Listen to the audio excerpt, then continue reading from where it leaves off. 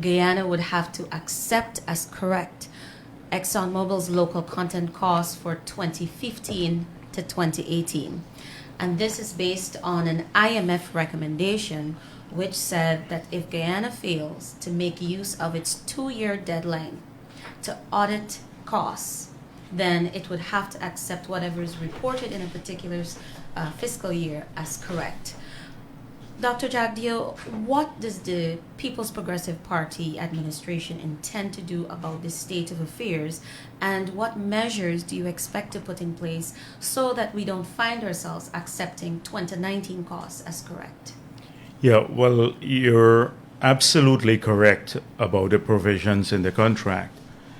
And what we have to do is to build a capability to do audits within the period specified by the contract.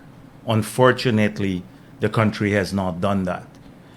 So what happened is that only in November 2019, the government hired a firm to audit, it's a firm called Market, to audit the pre-contract costs and costs up to 2017. Okay.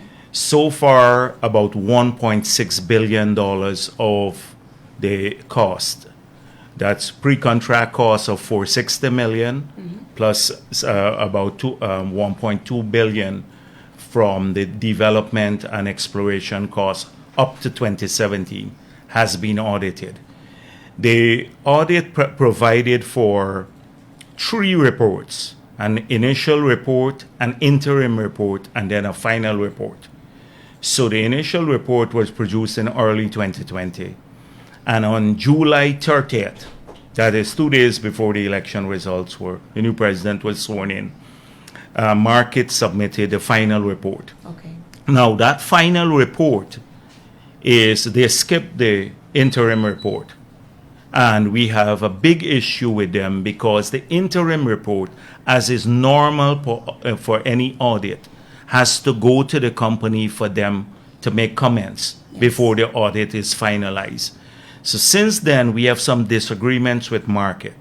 And so they have now converted the final report, which they submitted, to a draft report. So once we go through the details of that will be sent to ExxonMobil for their comments, and then the audit would be finalized. There are some adverse findings already about what Exxon and some other companies claimed on pre-contract costs. But that would only await the finalization of the audit before we seek to, or we get Exxon's comment on this, so that those costs are not included in cost oil. So you're absolute, but going forward now, we have to build a capability where we can audit as they spend. Yes. Not to wait like 6 years or 7 years. And we are busy doing that. We're going to do it with GRA, a capability within GRA, as well as using some consultants in the short term to build that capability, whilst we can train Guyanese, more and more Guyanese, to be familiar with the nuances of oil audit, which is slightly different than a financial audit. So that is it. It's not local content. You mentioned local content. Local content is separate. What happened in the early years is gone. But now we can talk a little bit about local content later. I don't want to speak for too long on this, but this is what we are working on now. Currently, yes. Kiana, the question you asked the Vice President is, are Guyana accepting these billions with loopholes that was inside the contract that the Vice President and his party would have signed on to, which gives Guyana a 2-year span to audit these things? My question to Mr. Vice President, you guys have been there in the opposition and you for almost 5 years. You guys could not have seen that here. This is the contract we sign on to, and if we don't correct it, or if we don't get the ball rolling, what Exxon will be throwing at us. You know, if you have a business with somebody, Guyana, and the people say, listen, you got 2 years to check my bills, and if you don't check my bills, you have to accept what I give you. Then that is something very critical, Mr. Vice President.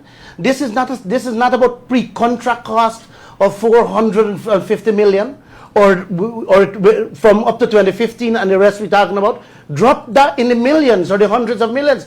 We are talking about billions of dollars since then, from then to now, in field development costs.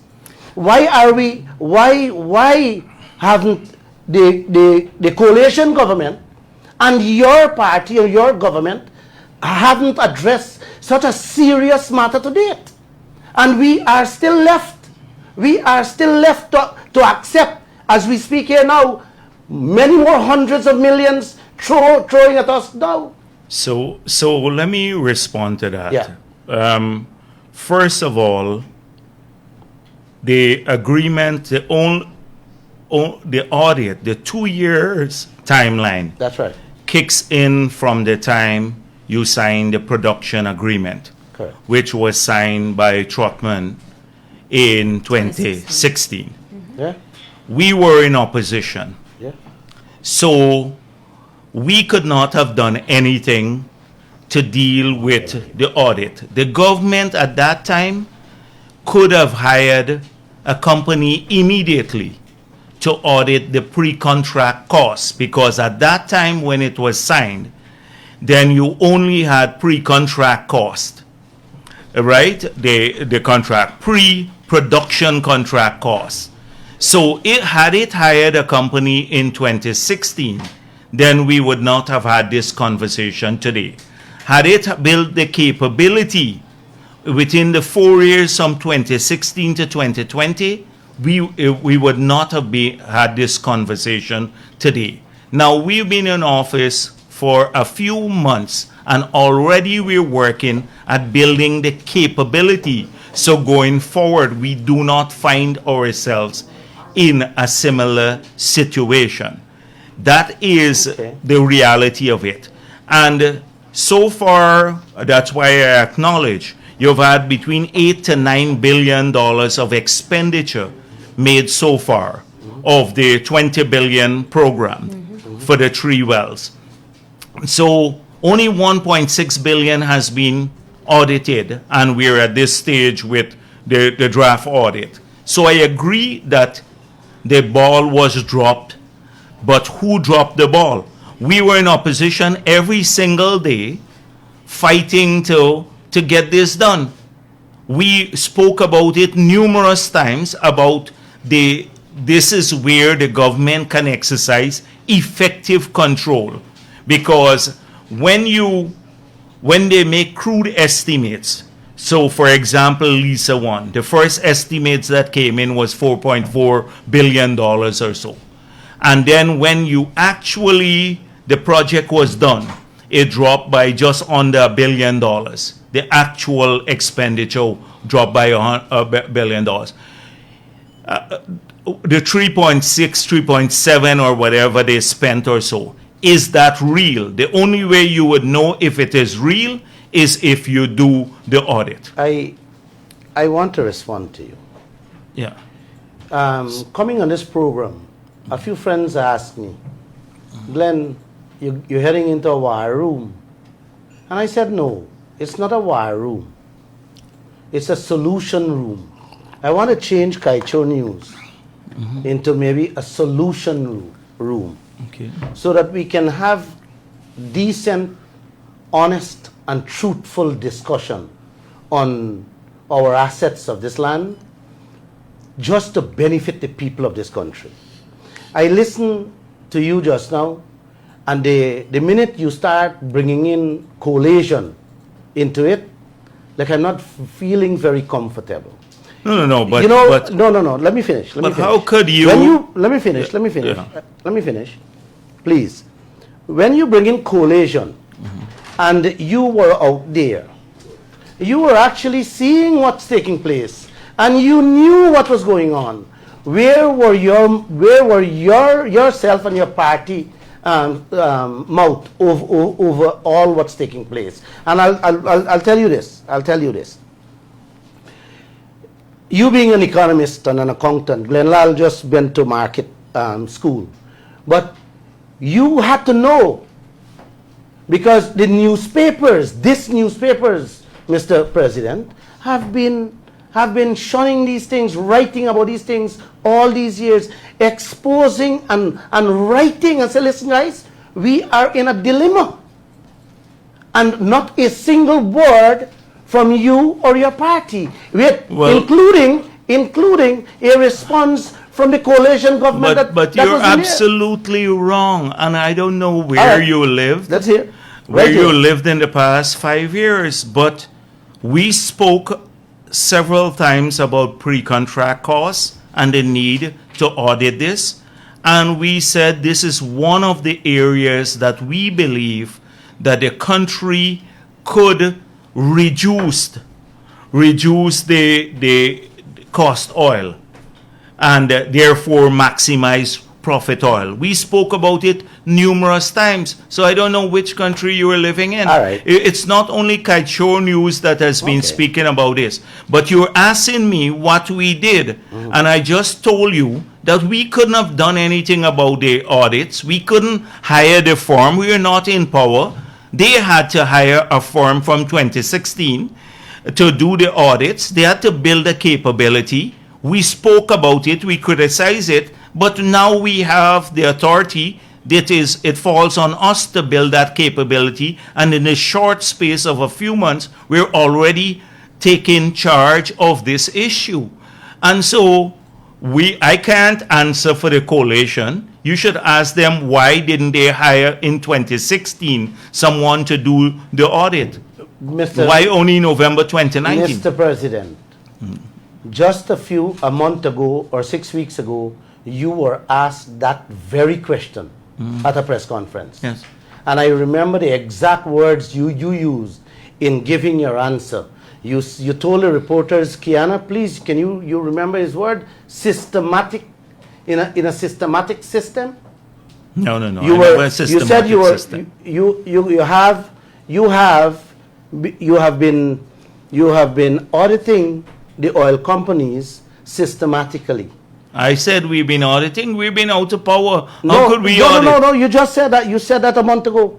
You used the word because the word did not come out. About fact, we had a discussion. I wouldn't say systematic system because that's stupid. You said you were working to audit 460 million, and hence I had to say to my editorial department, I said, you guys should have been auditing what's the money in the billions right now. No. What I said is that so far, the only audit that is being done is an audit up to 2017, yes, which includes the 460 million pre-contract cost. Okay. But that is the audit being done that I just spoke of, and I gave you a ball-by-ball blow of where it is, who was hired, when they were hired by the coalition, when the reports came in, the issues we had with the report.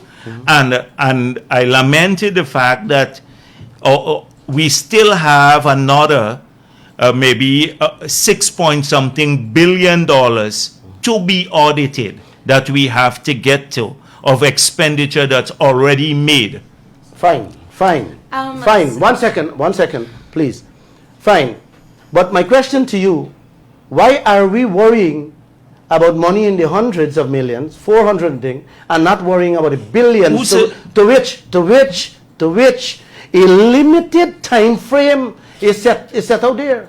No, the limited time frame is set out for all of the money, not only pre-contract costs. Yes. And that is why we're saying you have to build a capability to audit within that time frame. And you can do it. You can do it, and that is what we're doing now. We're starting to build that capability so we don't find ourselves, when the additional billions are spent, for the prior development and completion of Liza 2, that we don't find ourselves in a similar situation. So so this nation could hear you saying that we begin to audit all those billions tomorrow morning before the time expires. No. And yes, with that, time has expired basically in some ways for quite a bit of the expense, but we're building the capability to do audits tomorrow.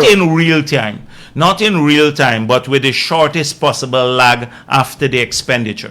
So I can't tell you tomorrow, because I hope tonight, if you want to talk about all that we're doing, we're working at multiple fronts on rebuilding or putting in place an architecture for the proper management of the industry. So there are quite a few things going on simultaneously.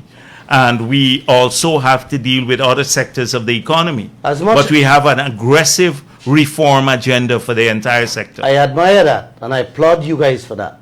Put a proper system to manage the system, manage the oil sector.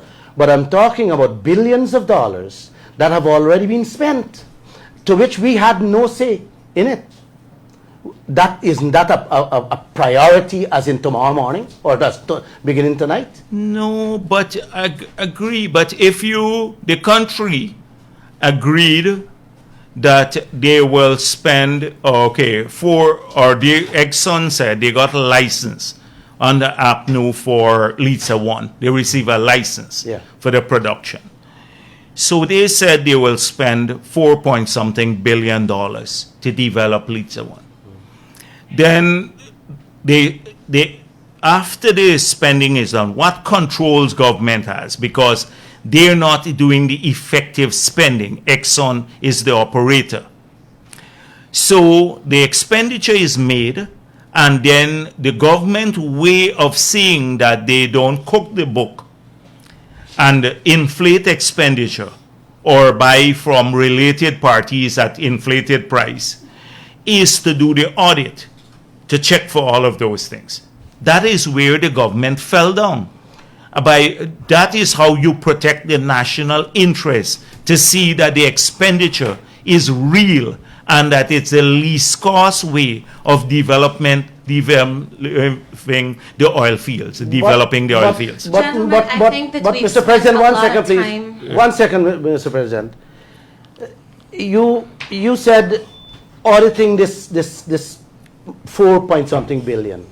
Not 4-point-something billion. Yes. That break down to 3.5. Let's go with Liza 1, and coalition would have made those type of mistakes. And we are where we are today. We are saddled with these bills to which we didn't had any say, and we have to pay. But there is even a deeper issue within that contract that speaks of, we have to notify Exxon or all the oil companies. We have got to notify them, giving them advance notice to go and check their books. Exxon is doing business, and we would have reported this many times. Exxon is doing business with countries that do not divulge information. Meaning, if you and your government wants to know how much Exxon has paid for these pipes or this rig, we can't know. Well, what are we doing as a nation? But the thing is that you're switching to other issues now, and I'm happy to answer those. Yeah. But so the first thing is the notice. Now, I have issues with long-term notice, because we are a sovereign country, and companies that operate here must comply with our laws. That's how it should be. And if our system says that we are doing an audit, you have to comply with the audit. That is the law of Guyana. But it's only reasonable that companies be notified to. You have a business, and if GRA, you would expect GRA to say to you, we are going to audit you. That's right. So we expect you to prepare your books, to comply with it. We are coming in a certain time. I don't see anything egregious about it, Although I do have problems with making it seem as though Exxon has sovereignty within a sovereign nation. I do have problems with that kind of configuration, and some parts, wording of the contract confers or creates that impression that they have sovereignty over the country. So that's one. If I tell, So that's the first issue you raise about notice, etc. What was the second issue? the documents being kept overseas. Oh, well, yes, but this is where you have, if we request a document in the audit and they can't make the document available, and we see that the industry standard is, because you don't have to get it directly from Exxon. If a pipeline costs $20 in Trinidad, 20 feet pipeline, and we see that Exxon bought from a related company the same pipeline for $40, then the audit will say, identify that and say that only $20 will be acceptable and allowable under the cost oil, to be recovered under cost oil. So that's where you'll have a dispute. And that is why it's so crucial to build a capability for audit with people who know what industry practices are. It's not, and that is why I had issues with GRA at the beginning doing audit, because we don't have that capability. They're very capable there of doing audits on regular companies, but not oil companies. And so we have to build that capability. That is precisely what we're talking about. Yeah, but you talk about auditing a pipeline, but if I just gave that yes, as an example. I understand. An example. And right. hear me. Just hear me. Just hear me. You're saying that it has to be in the industry norm as to the pricing, but the way we are running our sector, right?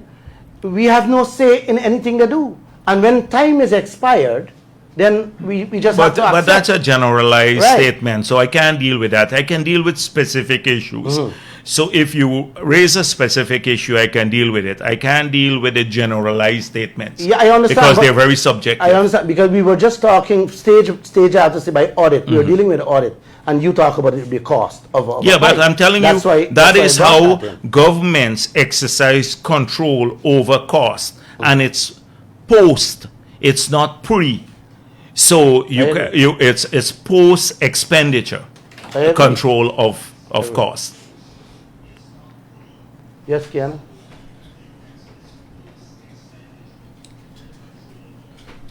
Mr. Jagdeo, I'd like to move on to another topic. Also in relation to the local content matter. The president would have received a report from the local content panel that he had appointed, Yes. but that document is yet to be released. When can the public expect to see this document? I'll take your comment and then we'll give the floor over to Mr. Lall. Okay, so we are very grateful to the people who participated in that panel. They did an excellent job. So we had a discussion with them, and we said that the lengthy report, it's a huge report, and we can release the report at any time. So it's a big report. So we said, why don't you get it down to about 30 pages? And to call the recommendations which overlap based on sectors. So the banking sector made proposals, the manufacturing sector, agricultural, all of the sectors spoke about local content, and they made presentations. So we're hoping that they can amalgamate all of the common comments into one document, and then use that document once for broader consultation. So once that document is done, we can release both the original document plus the summarized document to the public, and then the president himself would have a consultation with the public, have the convention center and different places. get the public views on both documents, and then use that to prepare the negotiating brief to announce a policy and to prepare a negotiating brief, which will then go to the lawyers to prepare legislation to be tabled in the National Assembly. So that is how we intend to approach the matter. So there is no problem with releasing it, but there would be all done when the president holds the consultation. So both the original document and the summarized document, and then the consultations would take place. But all with the aim, we were hoping to have draft legislation before the end of the year. But unfortunately, we have not been able to do that. Thank you for that explanation. Kiana, local content. I want this entire nation, I want everybody to know, and Mr. President also know that this oil industry, it is not large, it is not huge. This is a gigantic field we are in. And local content, to speak on local content, I think I can speak a whole 10 years on that alone. So I pass on this for tonight, Kiana. Well, the thing is that although we don't have the luxury of passing on it, because the government has a duty to protect the country and the citizens. My friend, that should have been in place from the time you hit in here. Well, we could always look retrospectively at the issue, but again, we were very critical in opposition. Unfortunately, you didn't hear us. Yes, I heard. But you heard opposition speaking about local content and in very specific terms. And we placed that as a key issue in our manifesto to say that if Guyanese can't benefit from this industry, we might as well shut it down. That is what we said. And so it is our duty to ensure that our people benefit significantly from the industry. And they will not benefit from a policy similar to what APNU had. And you can't wait for voluntary compliance from the oil industry. They will not comply, and a lot of their subcontractors who are here now, will cream all of the business. So that is why we embarked upon this route, that there have to be a policy that sees local content in almost every area for Guyanese, a special carve out, and that they have to spend more here on creating businesses, a whole range and we're going to monitor that closely. I hear you. So this is crucial for us. I hear you, sir. And we've been even critical about the wages they pay to Guyanese versus the foreigners. And so all of that, we're hoping with this widespread, this large panel that we have of some of the smartest people, and then Guyanese can come to the consultations and share their views as to what should be in part of the policy. Once that is in place, we hope to improve the situation significantly. But we're putting a lot of pressure on the companies themselves to make sure that the spending pattern changes. And I think they recognize what is coming because they themselves are talking the local content language. Sir, we should have already had in place a decent, a proper local content policy.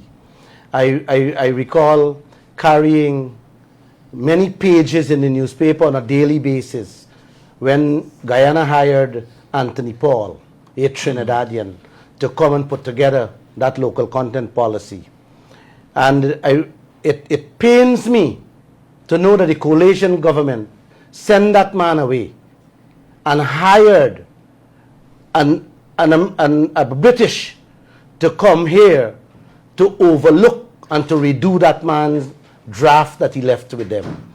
And everything that Trini had in place there, it was very clear that it would have safeguarded Guyana. Instead, the politicians went and hired one guy who's a friend of the oil companies to change every single thing that Anthony Paul did for us. Well, that is something that you should address to the coalition when they come here, because they seem to be getting a free pass on most of these issues. But we recognize it as a deficiency, and that is why Anthony Paul and Floyd Haynes and Carl Greenidge and Sham Nocta and the Kevin Ramnarine, and who was a former minister, they were all part of this panel to work on the local content draft for us. That is the consultation document that I spoke of, because we want people who look out for our interests, regional and national interests, that they are the ones who are guiding the work. Later we may still have to get consultants, but not to truncate their work, but to enhance it. And so you should address that to the coalition. I don't like this, the balancing act, as though we're equally to be blamed on these issues. That seems to be your mantra now, and I just heard a little tuna calypso that you I'll black broke me Baku Guyana. Right, okay. And that's how I feel as a citizen of this land. Well, you're right to feel that way, but please direct your anger or your comments to the appropriate destination. It's not an anger, it's more of upset to know that you guys should have been working together. Oh, really? Yes, yeah. as a people, when you fight against one another, the nation is suffer, bro. I agree with that. Absolutely. I agree that we have to work together on several things. That's why we said in our manifesto that we want to approach the oil and gas sector in a non-partisan way. That is why we said in our manifesto we want a technical body to manage the industry, and we're working towards a petroleum commission. So we believe in that approach. But right now we can't embark on any engagement with the opposition because they still don't recognize the government. They think it's illegitimate. You know, Mr. President, I call you Mr. President. No disrespect to the President, the Republic of Guyana, Mr. Irfan Ali. You have been the President, and I believe that you're still the man in command and in control. No. Let's go down that route. Let me tell you how I feel. Let me tell you how I feel. Dealing with oil and gas tonight. All right. Yes. I am very tired as the publisher of this newspaper. Every day, when we sit to discuss news as to what we are giving Guyana the next day, this blame game that keeps knocking at us every single moment, every single day in our lives. And I'll give you an example. Tomorrow we are carrying a story. In which one of the reporters said that Mr. Patterson is saying that the government should have already revoked the $15 million bond on the airport, and that sends a signal to my head that sometimes I want to explode. Here we are talking every day for the last 7-8 years on an airport.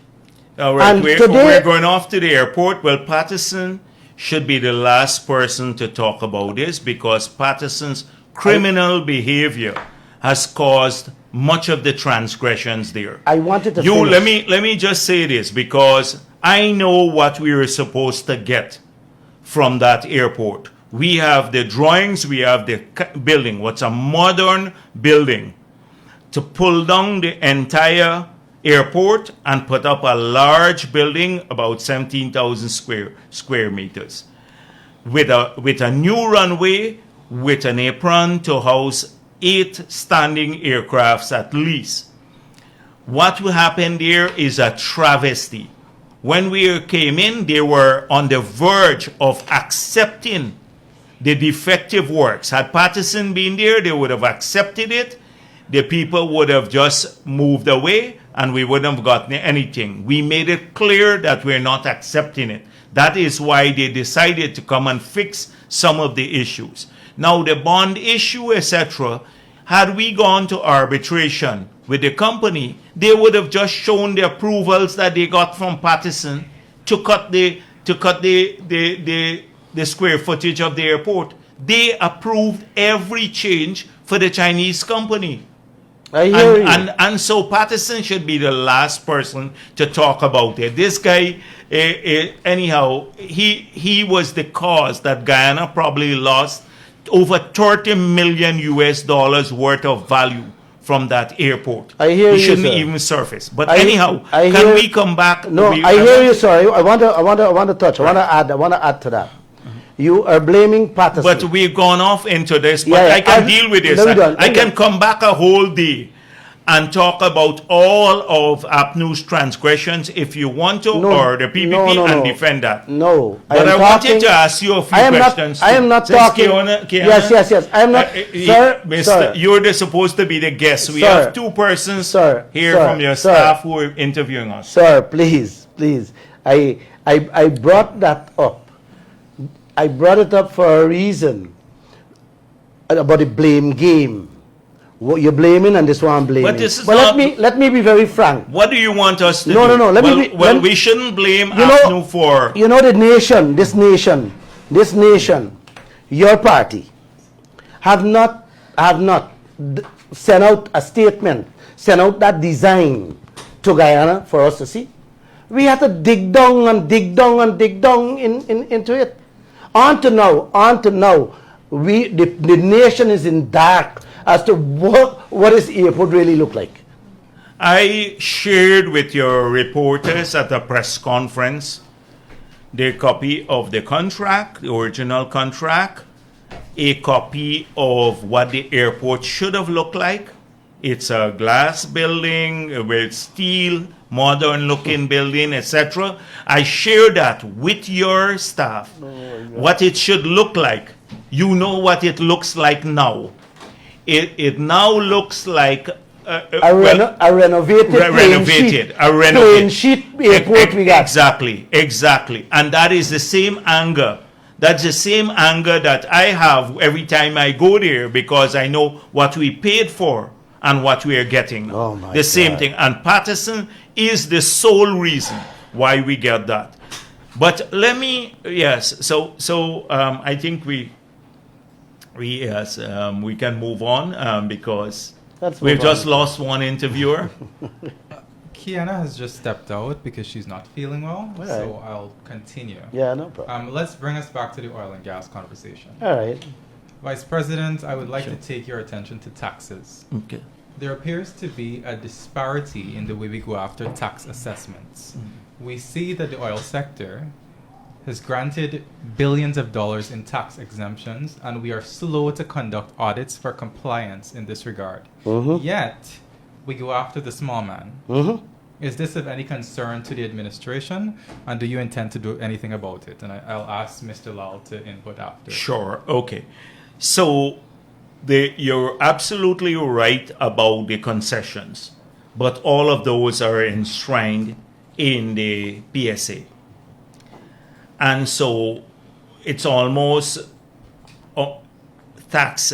And it's even so egregious that where tax liabilities fall on the company, often the government has to pay those taxes in many cases. So a lot of the laxity you see in relation to the oil companies derives from the PSA. The fiscal regime of the PSA is too liberal, and it puts us at a disadvantage. So that is why we said, when the IMF came and said, well, you can't change it now, but in the future. But we also made it clear that this PSA relates only to the Stabroek block, that any oil company, whether it's Exxon, Hess, JHI, Mid-Atlantic, whatever the company is, that when they come to the production stage and they have to sign a PSA, a production sharing agreement, they will face an entirely different fiscal regime at that time, which will correct the deficiencies in the current PSA and put in additional features that will safeguard the country, like we spoke of several times, including ring fencing and other issues that are of concern there. So that is it. That is how it has been. And we have gone even further to show that some subcontractors that Exxon would hire have been benefiting from concessions that local people don't get, although they're using the equipment they bring in or the facilities they build to compete with Guyanese companies bidding for the same business. So Guyanese are placed at a competitive disadvantage. And this is precisely what has to be fixed as part of the local content policy. So it's not because of discrimination. I don't think the tax DRA is discriminating in favor of this big company. It is just that they are bound by the PSA, and it's the PSA in future that has to change, that will give them the authority to pursue the taxation more aggressively. Thank you. Kemal, like local content, the tax giveaway by our leaders in this land is not a deficiency. This is highway robbery. And I can speak a whole year on that. And you can, this just happened a few days ago. Mr. Ashley Singh went to customs, GRA, doing a walk around. And when he could have said that, we were strengthening the oil revenues, I smiled. Because I really wanted to know if this is my leader, this is my finance minister, you strengthening what? There's nothing for you to get. And on the other hand, he's on the opposite as to the locals. He actually said, oh, well, we have to get our locals to pay. We are going after them for taxes. And I am like, no, I think you're mischaracterizing. No. Let me finish. I can even get the newspaper and read it. Yeah. If his exact words, he was quoted. Yeah. And the pandemic has taken this world. And I'll tell you this, and I'll tell Guyana tonight, as you raise the subject matter, I'm going to talk about it. GRA has been behind us for the last few months, like hawks. I'm like, guys. And I'm sure you have nothing to hide. Wait, nothing to hide. Exactly. Nothing to hide. So you don't have to worry. Hello, I don't think any business made money in this country, and they're on your back. We're going to take you to court. I'm like, you guys for real? Running after? If they come after you, they can shut you down now. No, they wouldn't shut you down. No, that's not the point. Yeah. That's not the point. The point that gets me angry and annoyed is that we are allowing these. We have signed on, giving away these oil companies, their affiliates, their subcontractors, their workers. Every single body get tax-free ride, and these people are being paid. We don't even know yet. I don't even think the government understand what is being paid. I was just told a few days ago. No, but they pay income tax. No. Not the foreigners. Not the foreigners. But our brothers and sisters working out there, Mr. Vice President, has to pay their full taxes. Is this fair to this country, bro? They have to pay their income tax. But let me just deal with this. Yes. I just spoke about this issue. I told you that the tax regime they got is too liberal. The tax regime is too liberal. They got more than they should have gotten. And this has been established by almost every group that has studied this matter. You have written extensively about it. You have looked at the study done by the Berlin-based group as to Exxon's share, which is outside of industry norm. Even Rystad Energy and like Wood Mackenzie, they have shown that we are in terms of royalty take and the government's take in NPV terms, that these are only in the mid-range. And I think those two groups are more sympathetic to Exxon. And even they showed that we're only in the global mid-range of taxation regimes. And the Berlin group showed that we're at the low end of the spectrum. So that has to shift upwards. Now, Exxon has said that this is the frontier country, and that is why it's frontier incentives. But so you've had comparisons. The Berlin group compared them with some frontier countries and said we're still low compared to the frontier countries. When Rystad showed like Israel and Falklands and said that, and Mauritania, and they said, oh, we're in the range of frontier countries. So you have a ton of disagreements there, even with the consultancy firms and Exxon's reasoning why it's getting the incentives. I know from a country's perspective that we have to get more. And that's where we're aiming for in the standard PSAs to come. And so even government said they had to give this, Trotman, you remember Trotman's infamous statement that he had to give all of these concessions because they protect us on the border. It's a sovereignty issue. And that is why they had to be so liberal. So we recognize all of this.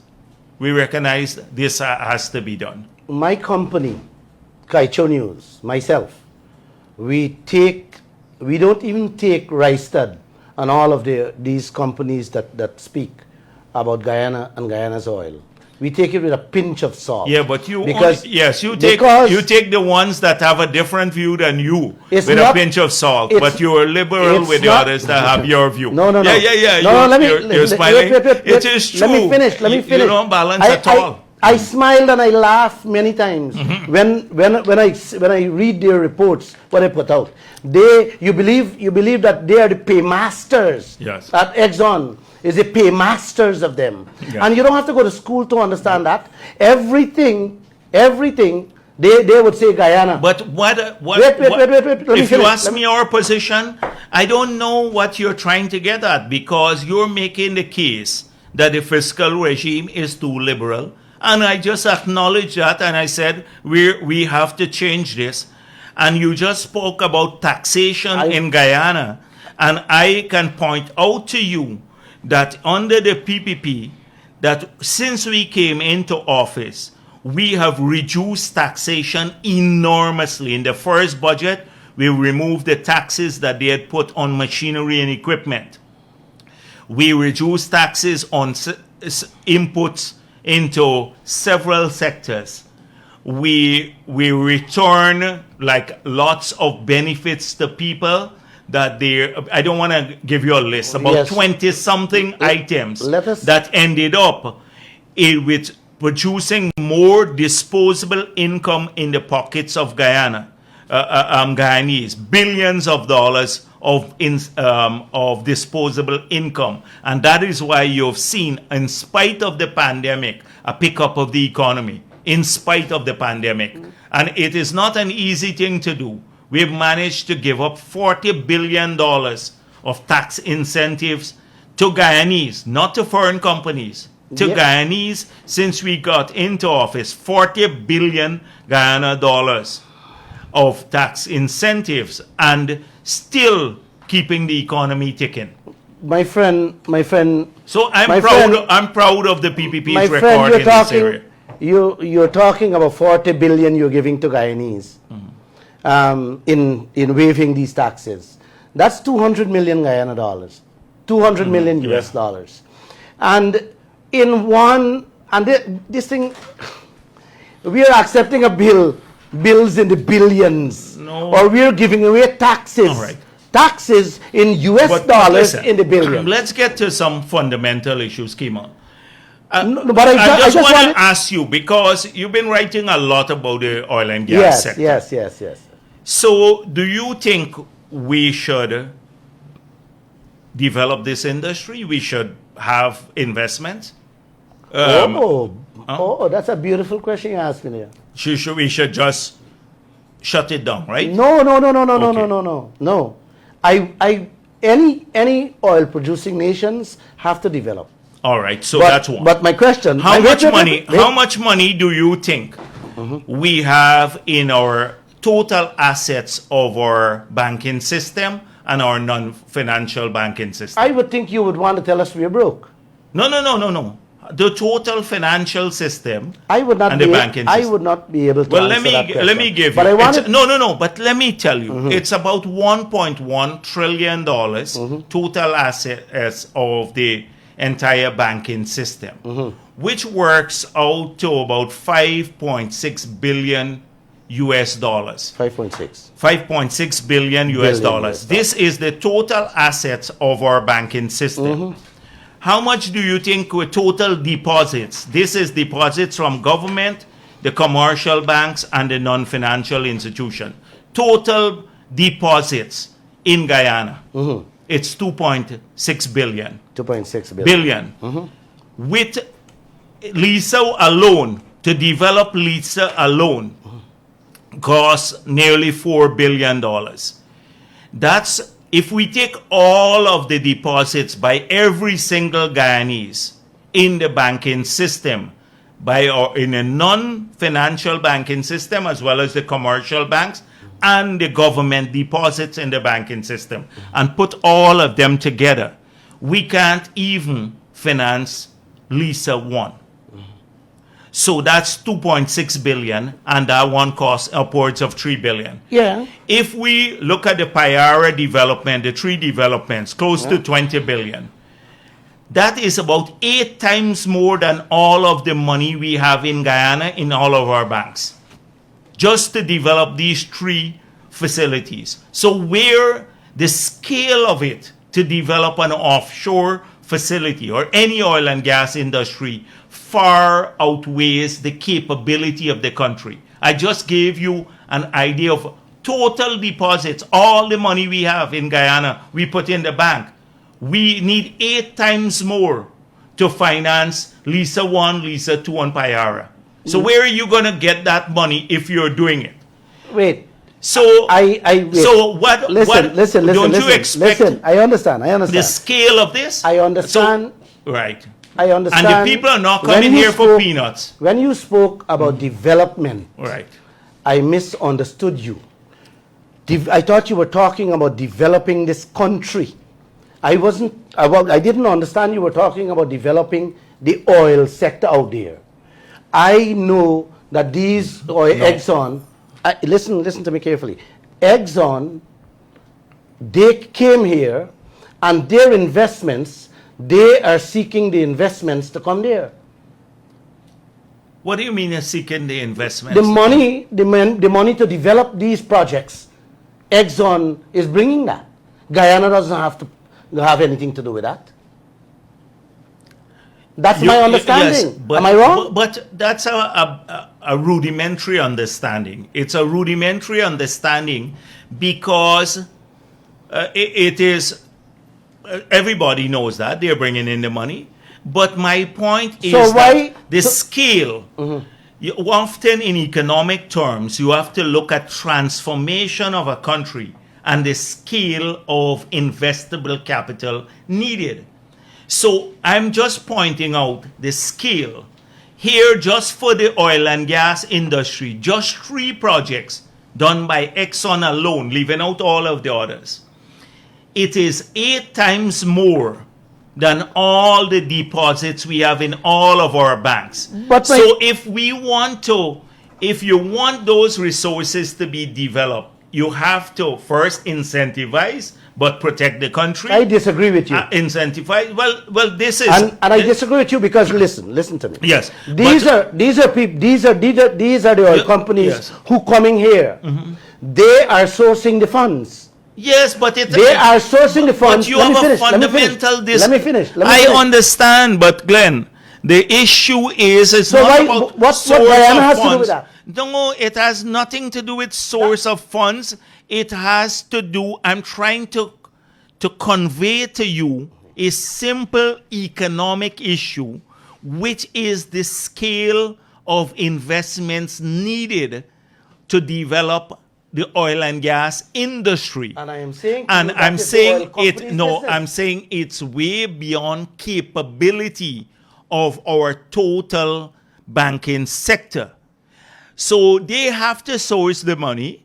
Yeah, that's normal. basic. They have the basic, and they will invest, and we get a share of the profit. Our aim has to be that so that they can source the money at the cheapest possible rate. To which we have The- no say. no, at the cheapest possible rate. That is our aim, and that should be the policy aim of the government. Secondly, to minimize expenditure in the development of the field, and then maximize our share of the profits. And this is where that's the guiding philosophy I agree with that's you. driving us. And so there has been deficiencies, but that's the guiding philosophy in the future.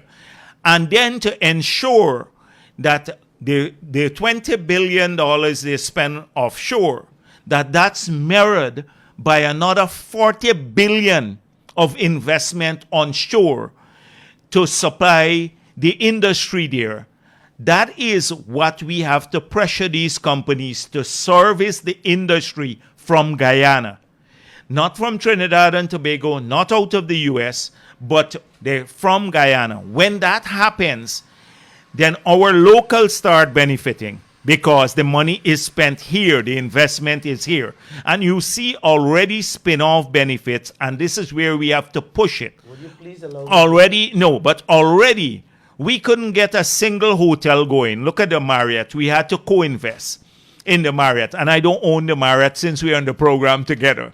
I don't own the Marriott. So, because you had that for about 4 years in your papers, that I own the Marriott. But Just allow me to speak. no. I'll allow you. But we already have now 29 proposals, and I think 7, 8 are serious ones that will end up in 7, 8 new hotels. All of this are associated development. So you have to chaperone all of this. True. That is why I'm asking you. Sometimes I feel that you believe that we should just shut down everything, chase away everybody, and just sit on the resources for the next 100 years. So that's what I feel with your newspapers. Please And allow- I don't get clarity from you. Please allow, Yeah, you go please go allow me ahead. to speak now. I am totally in disagreement with what you're saying there. And Yeah. one, All let me be very clear. Sure. The ring around and go wrong, you went around. I understand business very simple. A man come to do business with us. He's financing that project. That has nothing to do with Lall or my business. However, I have to make sure one, that the money he's sourcing, I am in agreement with the interest rates.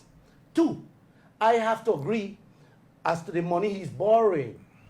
3, he has to tell me what and how he planned to spend this money on this project. That has nothing to do with Lall. Hold on, the spin-off thing come here.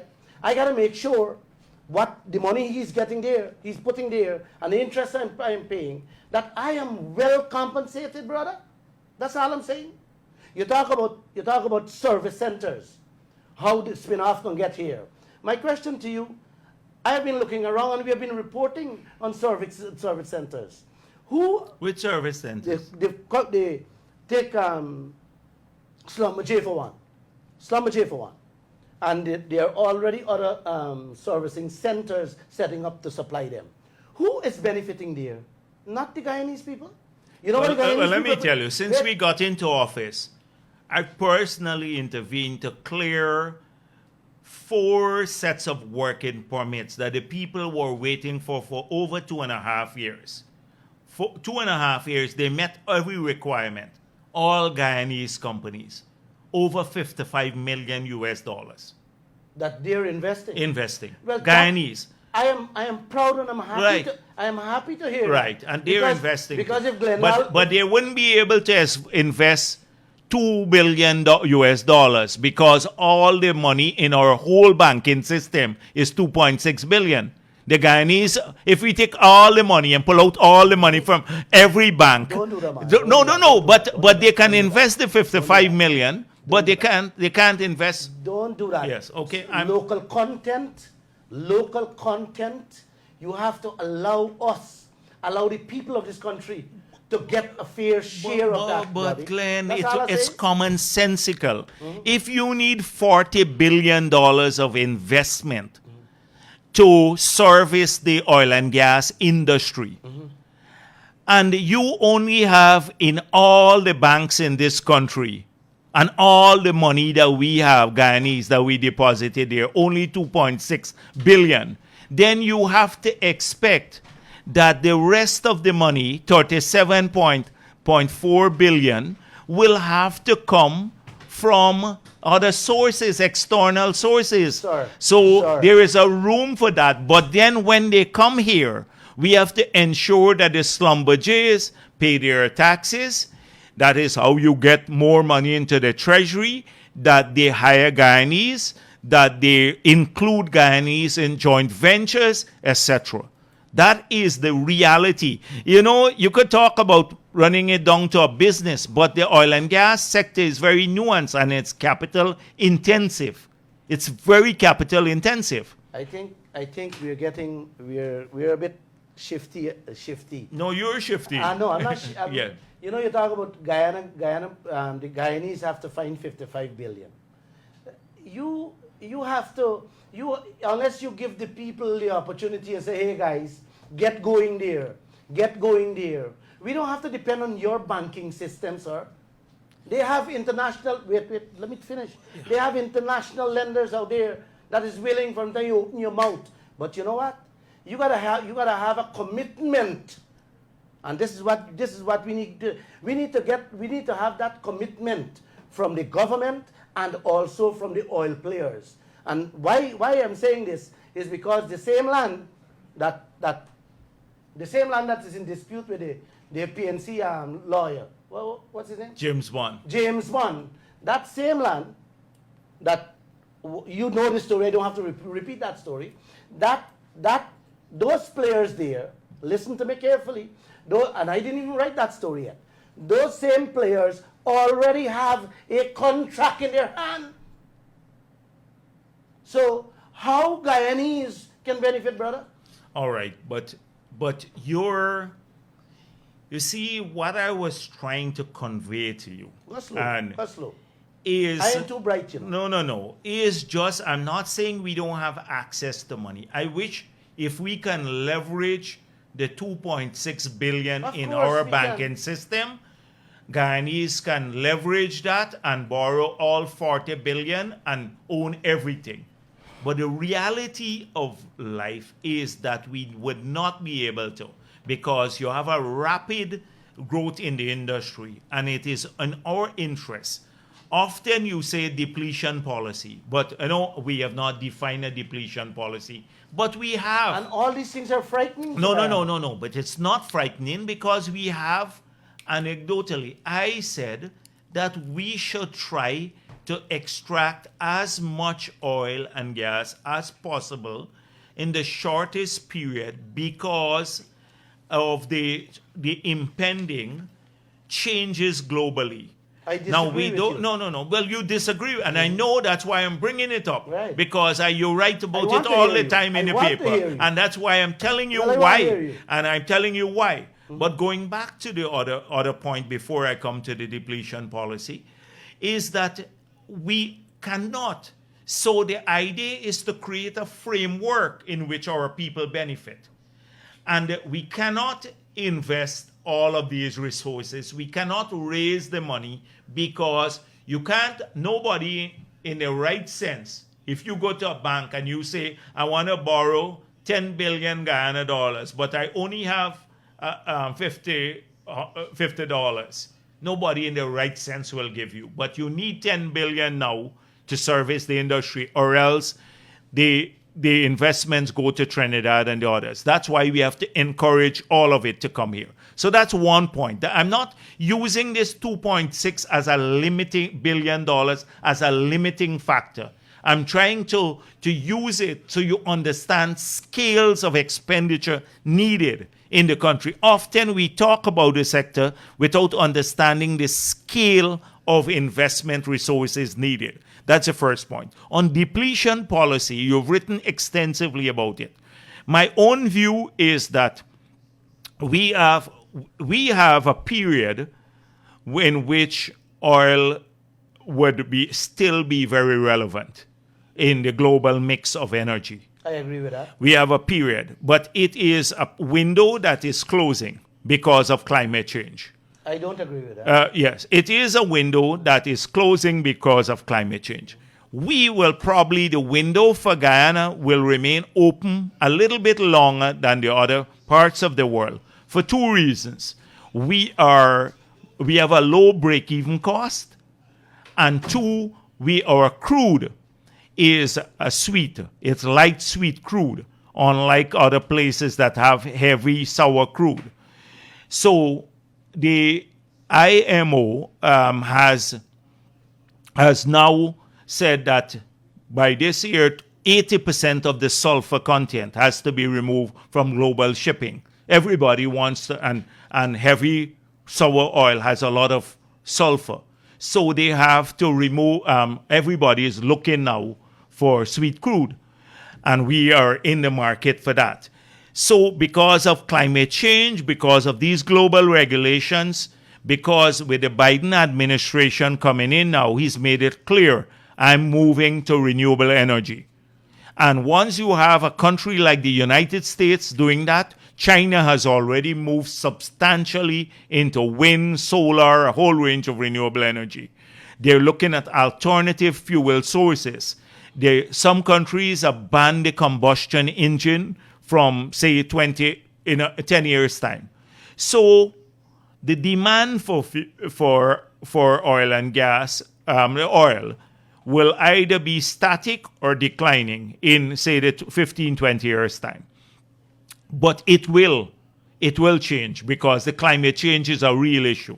So why do we have this window to now get as much out of this sector as possible, maximize production, get the revenue out of the sector, invest it well to build up the capability of this country, one, to use it in infrastructure, a world-class infrastructure, two, world-class education and health for our people, three, that we save some for intergenerational equity. Mr. Vice President, please. But these are complex issues, you know. No, I understand very clearly. Yes. Every single thing, but then you have your chance. So yes. That is why I believe that that is the depletion policy for you. I understand clearly where that's you're the coming depletion from, policy. And yeah. it is sad because everything you said there, you're telling us that. All right, you take it. You are telling us. Wait. Technically, you make the case against it. Technically. Yes, yeah. allow me, please. The way how you express yourself there, mm-hmm.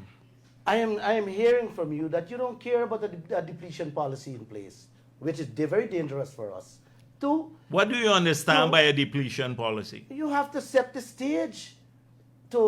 We should be in control of that. No. What do you understand by a depletion policy? Bringing up our oil. Mm-hmm. How fast, how slow, mm-hmm. we bring it up. Yeah, so I said bring it up as fast as possible. You said bring it up I don't agree with that. Yes, but tell me why. Because I'm saying... Slow down, yes. Right. Just listen to me carefully. I'm saying very simple, okay? We already have a bad deal, bro. We got one of the worst contracts on earth.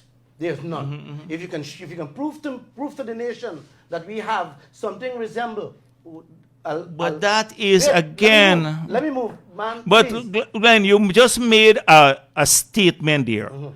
and I just pointed out to you that several groups, the Berlin Group, Rystad, you have big disagreement that it's the worst in the world. I agree that it's not They are a contract that Right. needs changing, Right. but it's not the worst in the world. That's one. But I'm using. That's one. Two, you said, answer me something. If you got something that will become either useless or the cost will go down in 10 years from now, you got to use it now. Yes. So Fully is agree. not normal? Yeah, but this is where I disagree with you. Yeah. And you gotta hear me. You gotta That is hear a me, bro. simplified version Yeah, you of gotta the hear thing. me. Right. You gotta hear me. You gotta hear me. We're not dealing with mangoes that will spoil on a tree. We're not dealing with fruits or vegetables. We're dealing with bauxite, gold, and diamond and oil. These things go. Wait, let me finish. These things don't spoil, my brother. You understand? And if something is going to spoil or will go out tomorrow morning, yes, you hustle to get rid of it. But if it's not going to spoil, you got to make sure you get your fair share, brother. All right, That's all I'm saying. but the thing is that's static thinking. And we So have not been so getting a fair share. at a time in the world, we were number one with bauxite. There was a time in the 40s when the war was raging, they needed Guyana bauxite. Then we fell in significance in the world. Now we practically don't matter. Guinea overtook us, Australia, Brazil, etc. And because they have cheaper cost alternatives, and what happened is that the plastics were developed. And a lot of the things that we were used to make with aluminium, they started making with plastics. So the importance of the bauxite to the world changed. So when people were saying, oh, it's white gold here, now we can't find anybody to come and dig it out because the costs are too high and with the overburden. So similarly, you may be able to use the oil in the future, but with a carbon tax or a cap and trade system, which is coming, it's inevitable because of the existential threat of greenhouse gases. It's inevitable.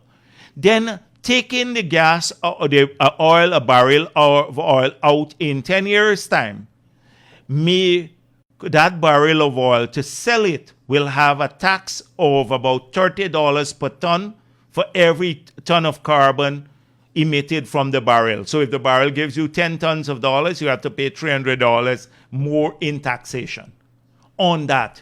And that would be a global tax. So the alternative will be cheaper. And that is why people will keep the oil in the ground. It would be impossible to take it out. And I'm just shortening the time frame. You understand what I'm doing? I'm just giving you an example here.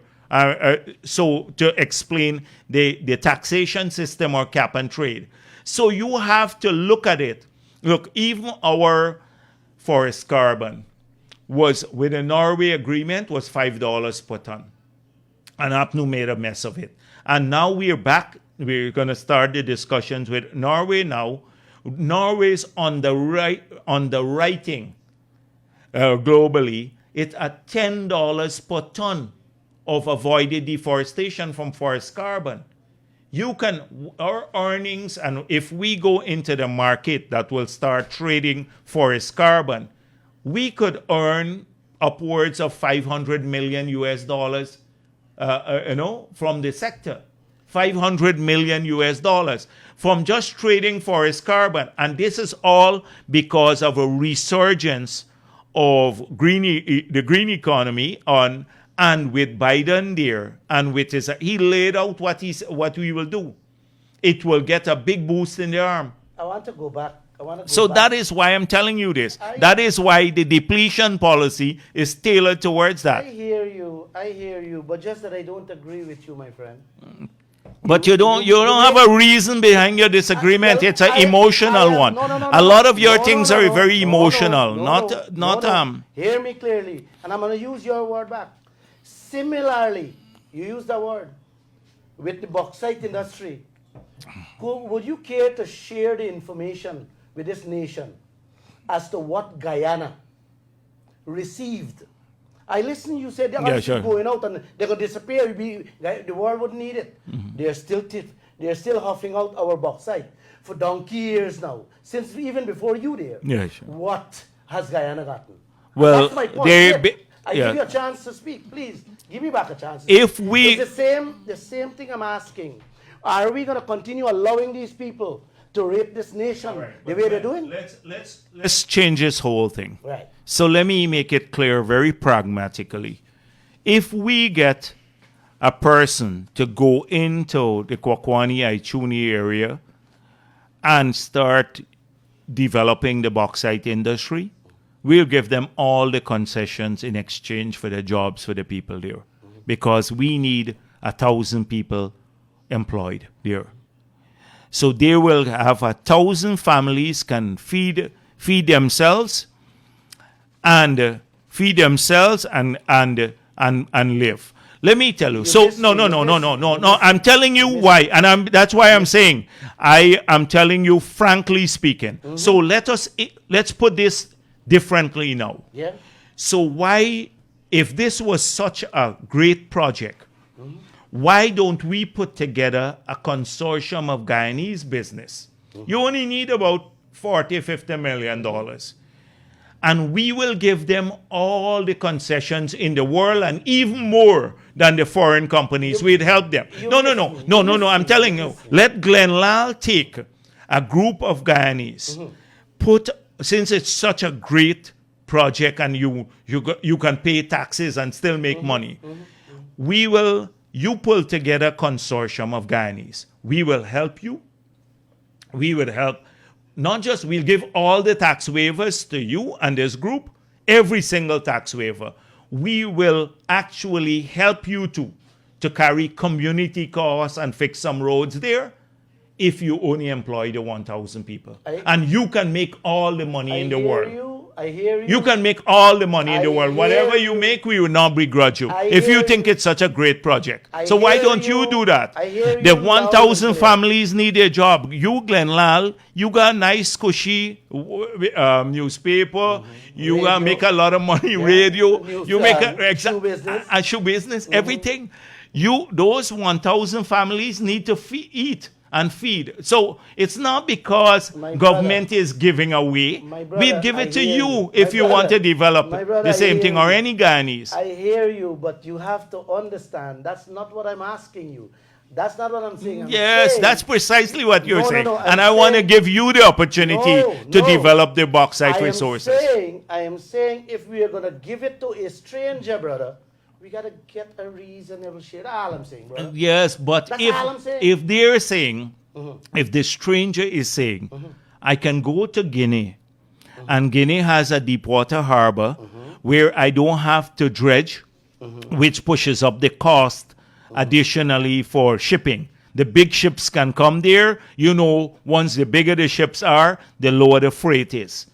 And it's a very competitive industry. 2, that Guinea has a railroad going into the interior. All I'm saying 3, is no. 3, that the overburden in Guinea is this thin. It's like the bauxite lie almost on the surface. Here in Guyana, you got to dig down 100 feet to get it.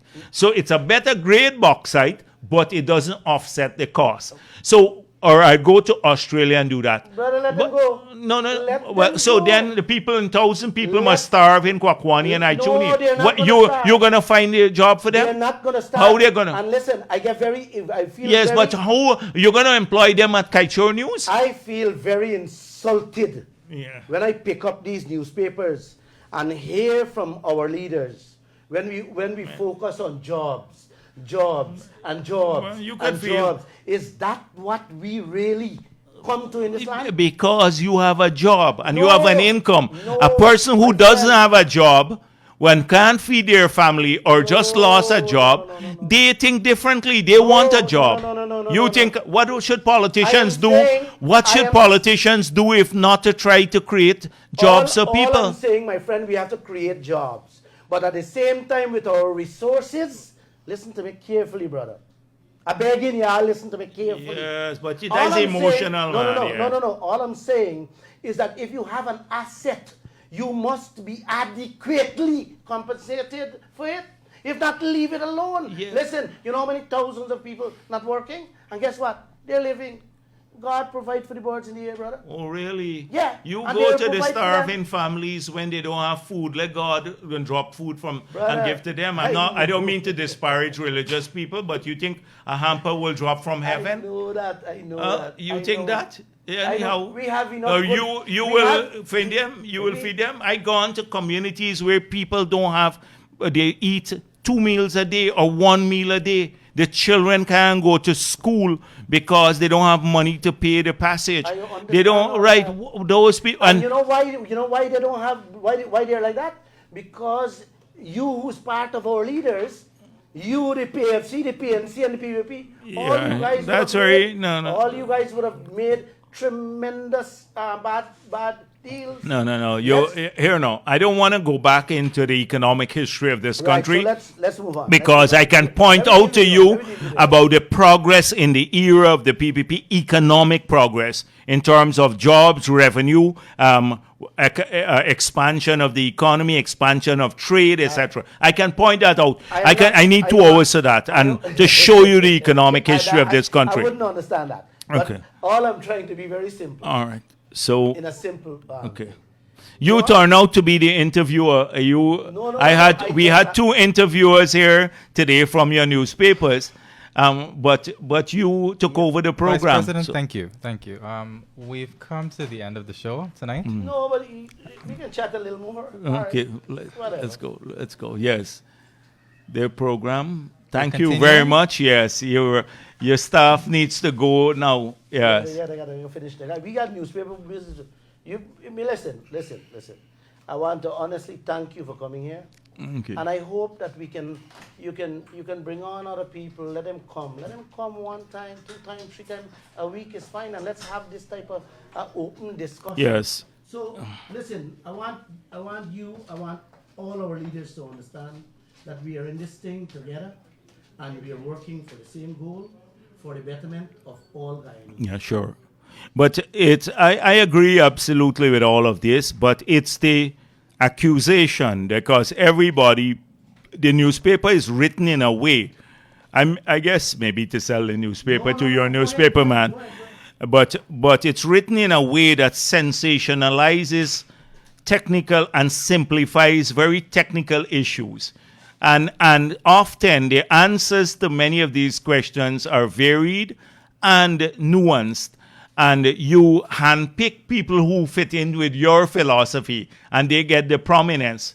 And you can have a ton of other technical persons saying, they're giving an explanation, even a technical explanation, without finding the space in your newspapers. So I hope that the paper would be more balanced in that regard too. That's not true. So thank you, Kemal. That's Right. not true, Kemal, 1 second. That's not true. The only thing I walked in this radio room with is a few newspapers yesterday and today. And you said I don't have time, but I would have read some of the headlines. You can save that. You can stay on the air and read your headlines later. Right. Vice I President, have to go. thank you for coming on the show tonight. Right. Mr. Lall, thank you for facilitating I the just show. wanna wish him a very merry Christmas